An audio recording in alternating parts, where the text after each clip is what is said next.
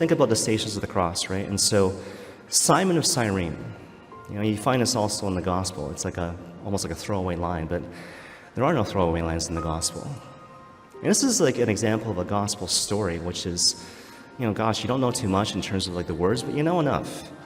And you know enough to get the point, and the point is actually really profound and relevant and incredible, right? So Jesus Christ, he's walking the stations of the cross. He's going to go to Golgotha to suffer and die for the salvation of the world. And all of a sudden, what happens is the Roman authorities, they pull this guy from the crowd, Simon of Cyrene, and they force him to carry the cross of Jesus Christ.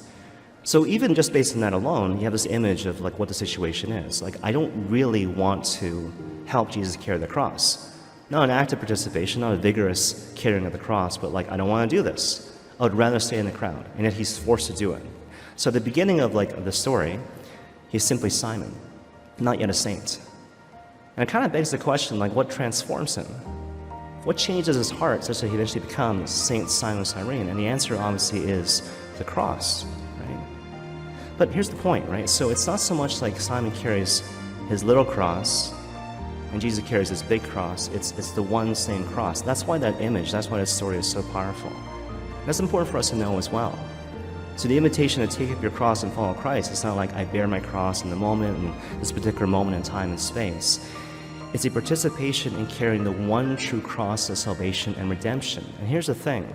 If you carry that willingly, and you choose to live the life that God wants you to live, even though it's confusing, even though it's painful, somehow in the midst of that, in a way which defies your intellectual comprehension, your heart is changed and you're grafted to Christ, and there's union which God wants for you, right?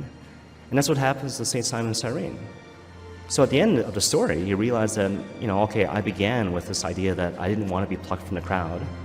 I didn't want to carry this cross, and now I'm carrying this cross. I'm reluctant to do even that. But at the end, it's like, no, it is my honor and privilege to be with the Lord. It's my honor and privilege to be with the Lord, to carry his cross even the small way for the salvation of the world.